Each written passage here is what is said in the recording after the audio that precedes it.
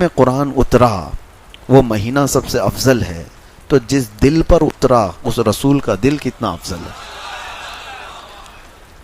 رسول پاک صلی اللہ تعالیٰ علیہ وسلم کے قلب اطہر پر یہ قرآن اتارا گیا، اور جس جگہ پر اتارا گیا ہے وہ مکہ مکرمہ پوری دنیا کے شہروں میں سب سے افضل شہر ہے۔ جہاں اترا، جس پر اترا، جس دن اترا، وہ سب چیزیں افضل ہیں۔ بلکہ پہاڑوں میں بھی افضل جو ہے جبل نور کو کہا گیا ہے، جس پر قرآن اتارا گیا تھا۔ غار ہرا جہاں قرآن کی پہلی آیتیں اتری وہ بھی افضل ہے۔ اب آپ دیکھیں قرآن سے جو قریب ہے وہ سب افضل ہے۔ قرآن جہاں جہاں آیا وہ افضل، کیونکہ کلام الہی ہے۔ اب اس وجہ سے اب میں فضیلت بتاتا چلا جاؤں تو قرآن جہاں پڑھا گیا وہ جگہ بھی افضل ہوتی ہے۔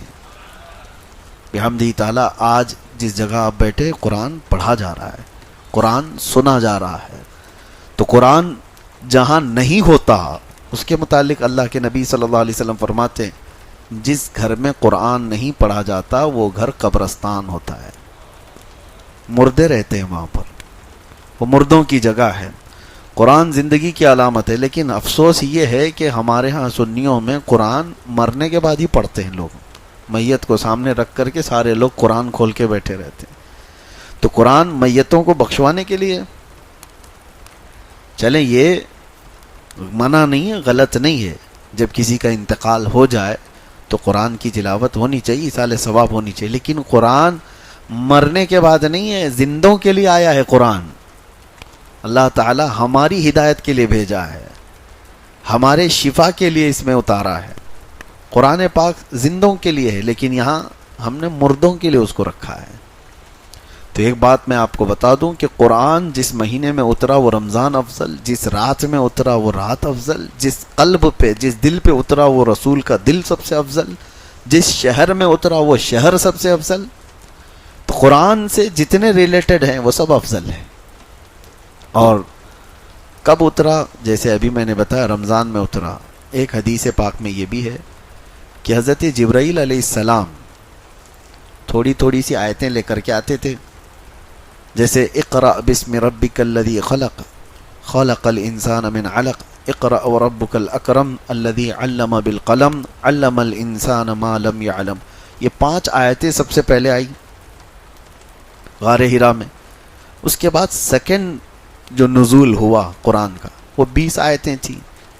یا ایھا المدثر قم فانذر وربک فکبر وثیابک فطہر، چھوٹی چھوٹی آیتیں 20 آیتیں تھیں۔ تو کوئی خاص عدد نہیں کہ اتنی آیتیں ایک دن آتی تھی، اور دن بھی خاص نہیں کہ 2 دن میں آتی تھی، 4 دن میں آتی تھی۔ اللہ کی مرضی، جبرائیل امین کو بھیجا جاتا تھا، کبھی 1 ہفتے کا گیپ ہو جاتا، کبھی 15 دن کا گیپ ہوتا، کبھی روزانہ آتی، اور کبھی دن میں کئی مرتبہ آتی۔ قرآن کی آیتوں کے آنے کا انداز الگ الگ تھا۔ اب وہ اس لیے میں عرض کر رہا ہوں کہ یہ جو تھوڑی تھوڑی سی آیتیں آتی گئی اور یہ پورا قرآن اترنے میں کتنے سال لگے؟ 23 سال لگ گئے، 23 ایئرس۔ حضور پاک صلی اللہ تعالیٰ علیہ وسلم پر 23 سال تک قرآن اترتا رہا۔ لیکن ایک بات میں آپ کو بتاتا ہوں، کس لیے میں نے یہ ذکر چھیڑا کہ جیسے ہی رمضان آتا تھا حضرت جبرائیل علیہ السلام پورے قرآن کو حضور کے پاس سنایا کرتے تھے، یعنی قرآن کا دور ہوتا تھا، اور وہ سنت جبرائیل ہے جو آج تراویح میں بھی ادا ہو رہی ہے۔ حافظ قرآن سال بھر قرآن پاک کو اس طرح سے پڑھنے اور اس طرح اجتماعی سننے کا موقع ملتا نہیں، تو یہ رمضان آتا ہے تو یہ قرآن پاک سنانے کا، پڑھنے کا اور سننے کا دونوں موقع ملتا ہے۔ اب تراویح میں دیکھیں، جو روایت یہ بتاتی ہے کہ حضور پاک صلی اللہ تعالیٰ علیہ وسلم حضرت جبرائیل کو قرآن سناتے تھے، حضرت جبرائیل کو قرآن سناتے تھے۔ یہ کب سناتے تھے؟ ہر رمضان میں۔ مطلب یہ ہوا کہ ہر رمضان میں جہاں تراویح ہوتی ہے امام سنت مصطفیٰ پر عمل کر رہا ہے، مقتدی سنت جبرائیل پہ عمل کر رہا ہے۔ امام قرآن سنا رہا ہے حضور کی سنت ہے، اور سننے والے جبرائیل کی سنت پر عمل کر رہے ہیں، اور اسی طرح سننا بھی چاہیے، سونا نہیں چاہیے۔ کبھی کبھار تو ایسا لگتا ہے کہ پڑھے ہم ہیں، تھکے پیچھے والے زیادہ ہیں۔ ان کے جمائیاں، ان کی کھانسیاں، یہ ساری چیزیں خشوع و خضوع کو ختم کرتی ہیں۔ اور آج میں نے ایک آیت تلاوت کی ہے، میں پورے پارے کی تفسیر آپ کے سامنے گھیر نہیں سکوں گا، ابتدا ہے آج۔ تو اللہ تعالیٰ فرماتا ہے وَإِنَّهَا لَكَبِيرَةٌ إِلَّا عَلَى الْخَاشِعِينَ، نماز کے متعلق اللہ فرماتا ہے یہ بھاری پڑ جاتی ہے نماز کچھ لوگوں پر، کچھ لوگوں کے لیے نماز بھاری ہے، وہ جلدی سے جلدی بھاگنے کے فراق میں ہوتے ہیں، امام کے پیچھے ٹکٹکی باندھ کر دیکھتے ہیں کہ اب رکوع ہوا کہ تب رکوع ہوا، یہ کتنی لمبی رکعت ہو گئی۔ یہ میں آپ کو شروع میں بتا رہا ہوں کس کے لیے بھاری ہے، تو اللہ تعالیٰ فرماتا ہے یہ منافقین پر بھاری ہے۔ وَإِنَّهَا لَكَبِيرَةٌ إِلَّا عَلَى الْخَاشِعِينَ، یہاں پر آیت میں یہ فرمایا گیا ہاں جو اللہ سے ڈرنے والے لوگ ہیں ان پر نماز بھاری نہیں ہے، ان پر نماز بھاری نہیں ہے۔ وہ رسول اللہ کی لخت جگر سیدہ کائنات فاطمۃ الزہرا سلام اللہ علیہا، وہ رات کو سجدے میں گر جاتی تھیں، اور صبح کی اذان کا وقت ہوتا تو سر اٹھاتی اور پھر کہتی مولا تیری راتیں کتنی چھوٹی ہیں کہ ایک سجدہ پورا مکمل طور پر ہو نہیں پاتا۔ تو ان کے لیے نمازیں، ان کے لیے سجدے بھاری نہیں ہیں۔ دل میں اگر نفاق آ گیا ہو تو نماز اس کے لیے بھاری ہے، لوگ بیٹھتے نہیں، بھاگنا ہے۔ اور رمضان المبارکہ میں اب آپ کبھی سوچتے ہیں شیطان تو چھٹی پہ ہے، شیطان ابھی قید کر لیا گیا۔ حدیث پاک میں حضور صلی اللہ تعالیٰ علیہ وسلم فرماتے ہیں سرکش جنات اور شیطان مردود کو پورے رمضان میں قید کر لیا جاتا ہے، اللہ تبارک و تعالیٰ قید کر لیتا ہے مومنین کی راحت کے لیے، لیکن پھر بھی شیطان کے ایجنٹ بہت گھومتے رہتے ہیں، شیطانی کام بھی ہو رہے ہوتے ہیں، ساری چیزیں چل رہی ہیں۔ یہ کیسے؟ اس کو یوں بتایا گیا ہے کہ شیطان نے اپنے 11 مہینے جو اس پر عمل کیا، جتنا اثر ڈالا تھا، وہ پوری طور پر اس نے اس سے اپنے آپ کو آزاد نہیں کیا، اس کا کچھ اثر اب بھی باقی رہ گیا ہے۔ ہاں یہ اور بات ہے کہ شیطان تو گیا ہے، لیکن ساتھ میں ہمارے صرف شیطان نہیں ہوتا، نفس بھی ہے، اور وہ شیطان سے بھی بڑا ڈینجر ہے۔ آپ کو پتہ ہے پورے 11 مہینے جب بھی نماز نہیں پڑھے، جھوٹ بولے، چغلی کیے، کچھ بھی گناہ کیے، تو بلیم کس کے اوپر؟ شیطان کرا دیا، جھگڑا لگا دیا۔ کس نے کرایا؟ شیطان کرا دیا۔ ساری برائیاں کون کراتا ہے؟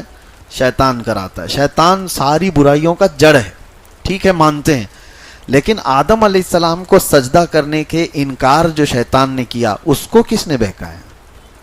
وہ تو خود شیطان ہے۔ شیطان سارے لوگوں کو گمراہ کرتا ہے، تو پھر شیطان کو کس نے گمراہ کیا تھا؟ شیطان سجدہ کیوں نہیں کیا؟ اکڑ کیوں دکھایا؟ تکبر کیوں دکھایا؟ فرمایا گیا کہ شیطان کو اس کے نفس نے گمراہ کیا تھا۔ تو پتہ یہ چلا کہ جو شیطان کو بھی گمراہ کرتا ہے وہ نفس، وہ ہمارے ساتھ تو ہے۔ شیطان گیا ہے لیکن نفس نہیں گیا۔ اس وجہ سے نفس کی تربیت کے لیے ہی رمضان ہے۔ اب میں آپ کو بتاؤں، یہ نفس کو اگر ٹھنڈا کرنا ہے، اس کو ریہرسل میں لا کر کے، اس کو تربیت میں لا کر کے صحیح کرنا ہے، تو سب سے بہترین کہا گیا ہے کہ قرآن پڑھو اور قرآن سنو، نفس اس سے معمول پر آتا ہے، نفس کی خرابیاں کم ہوتی ہیں۔ اور یہ بھی فرمایا گیا کہ روزہ نفس کو توڑ دیتا ہے۔ ایک صحابی حضور صلی اللہ تعالی وسلم کے پاس آئے، جوان، کہا کہ شادی کرنا ہے لیکن استطاعت نہیں ہے، کیا کروں، گناہ ہونے کے اندیشے ہیں۔ حضور نے فرمایا روزہ رکھو۔ کیا کرو؟ روزہ رکھو۔ حضور پاک صلی اللہ تعالی علیہ وسلم نے کس لیے فرمایا؟ کہ روزہ نفسانی خواہشات کو مار دیتا ہے، نفسانی خواہشات کو کم کر دیتا ہے، ختم کرتا ہے۔ جتنے بھی اولیاء کاملین کو آپ سنیں گے، ان کی تربیت جو ہے روزے سے ہوتی تھی، روزے سے ہوتی تھی۔ اب یہ رمضان آیا ہی ہمارے پاس ہمارے نفس کی اصلاح کے لیے، اگر اس میں بھی ہم نہیں کر سکے تو پھر کبھی نہیں کر پائیں گے۔ تو بہرحال آج کی یہ ابتدائی ہماری گفتگو تھی آپ کے سامنے، اور انشاءاللہ العزیز چلتی رہے گی، زندگی باقی رہے تو رمضان المبارکہ اور قرآن کا جو سنگم ہے، جو تعلق ہے، وہ کیوں میں نے بتایا کہ صرف تقریر کرنے کے لیے نہیں، صرف تراویح کے لیے نہیں، آپ ہاتھوں میں قرآن اٹھاؤ۔ مہینوں ہو گئے اس قرآن کو اٹھائے ہوئے، اور کتنے تو ایسے ہیں پڑھ بھی نہیں پاتے ہیں، اور کتنے تو ایسے ہیں دیکھ بھی نہیں پاتے ہیں۔ یہ اللہ کا وہ مقدس کلام آج کائنات میں، آپ کو ایک بہت چیلنج کی بات بتا رہا ہوں، پوری روئے زمین پر حضور صلی اللہ تعالی علیہ وسلم کی نشانیوں میں کوئی ایسی مضبوط نشانی جس کو کوئی بدل نہیں سکا، معجزہ حضور کا کوئی باقی ہے تو قرآن باقی ہے۔ حضور نے چاند کے ٹکڑے کیے تھے کہ نہیں؟ آپ کا ماننا ہے یہ حضور کا معجزہ ہے۔ حضور نے ڈوبے ہوئے سورج کو پلٹا دیا، یہ حضور کا معجزہ ہے۔ نبی پاک صلی اللہ علیہ وسلم نے انگلیوں سے پانی جاری کر دیے، حضور کا معجزہ ہے۔ حضور کے سامنے پتھر بول پڑے، یہ حضور کا۔ لیکن یہ سب معجزے دیکھے آپ نے؟ چاند کا ٹکڑے ہونا، سورج کا پلٹ آنا، انگلیوں سے چشمے جاری ہونا دیکھا تو نہیں، حدیثوں میں پڑھا ہے اور علماء سے آپ نے سنا ہے۔ لیکن حضور پر جو قرآن اترا تھا وہ دیکھ بھی رہے ہو، سن بھی رہے ہو، پڑھ بھی رہے ہو۔ یہ ایک نشانی ایسی ہے جو ہر گھر میں اور ہر ایک کے پاس موجود ہے۔ اس سے محبت کرو۔ اور اللہ کے رسول صلی اللہ تعالیٰ علیہ وسلم نے ارشاد فرمایا، قرآن جب کسی کے ساتھ دوستی کرتا ہے تو اتنی بہترین دوستی کرتا ہے کہ جب اس کے سارے رشتہ دار اسے قبر میں چھوڑ کر جاتے ہیں تو قرآن اس کی دوستی نبھاتا ہے۔ قبر میں آ کر اس سے کہتا ہے تنہائی میں گھبرانا مت، میں ہوں تیرے ساتھ۔ دنیا دوستی چھوڑ دیتی ہے روح نکلنے کے بعد، لیکن قرآن نہیں چھوڑتا۔ تو جو ہمارے تنہائی، قبر کی تنہائی کا دوست ہے، اسے آپ اٹھاتے کیوں نہیں؟ اسے آپ پڑھتے کیوں نہیں؟ رکوع دو رکوع پڑھنے کے بعد لوگ غائب ہو جاتے ہیں۔ جوش میں ابھی رمضان میں اٹھائیں گے کچھ، پہلے دن 4 صفحے 5 صفحے پڑھ کر کے اس کے بعد پھر دھیرے دھیرے دھیرے نیچے ہوتے چلے جائیں گے۔ 5ویں 6ٹھے روزے کے بعد تو پھر قرآن ویسے کے ویسے ہو جاتا ہے۔ یا کچھ لوگ 10 رمضان تک، ہونا تو ہی چاہیے کہ پورا ختم قرآن رمضان میں ہر ایک مسلمان کا ہونا چاہیے۔ روزانہ 1 پارہ وہ تلاوت کرے تو 30 رمضان تک انشاءاللہ العزیز ختم قرآن ہو جائے گا۔ ورنہ زندگی میں آپ مجھے بتاؤ کب موقع ملتا ہے، کب موقع ملتا ہے؟